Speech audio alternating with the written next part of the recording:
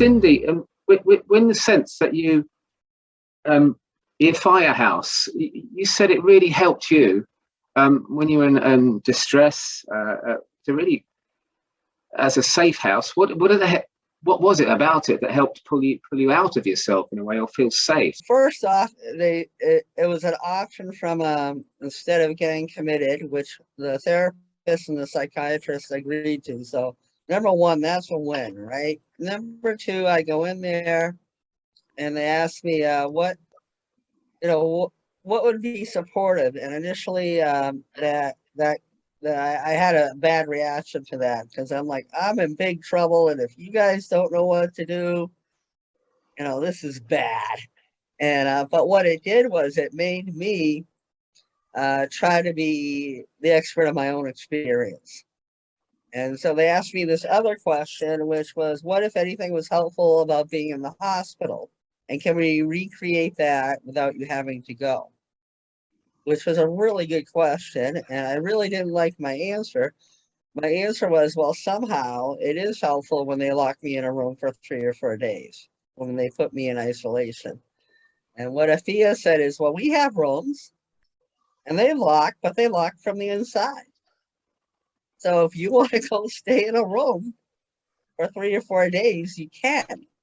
And what that really made me realize was, in a hospital, they would call it treatment to lock me up. But if I wanted to stay in my room, that was a symptom. And so if I find something that's actually helpful, instead of it being seen as a symptom of an illness, they respected it. And when I asked for help, because in this state that I was in, I would forget to eat or drink. I would say to them, can you just ask me when you see me if I've had anything to drink or eat? So it was like my agenda, Eamonn. That's what was helpful.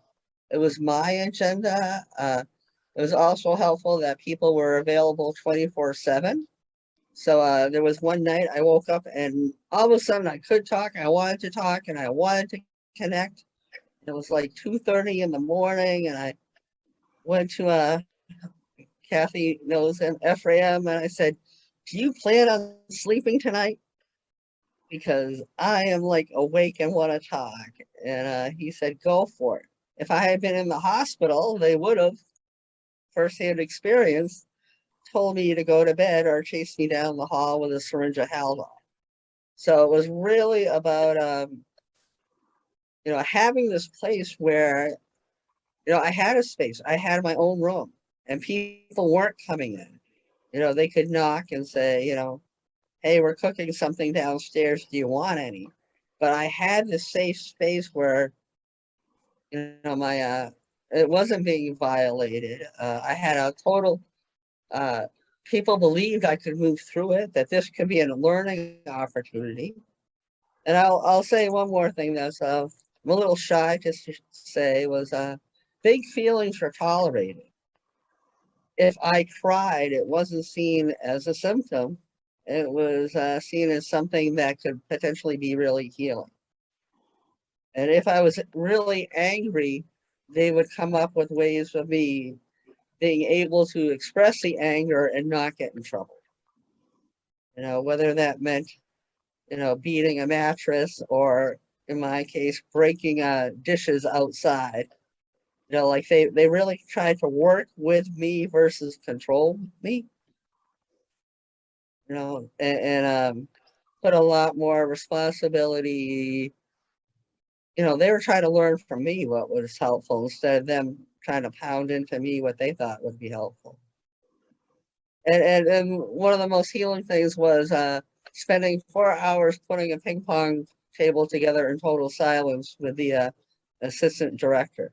Because at that moment, I wasn't really able to have a conversation, but I didn't want to be alone. And so I managed to feel meaning, purpose, and connection, even though my ability to interact was really low in a traditional sense.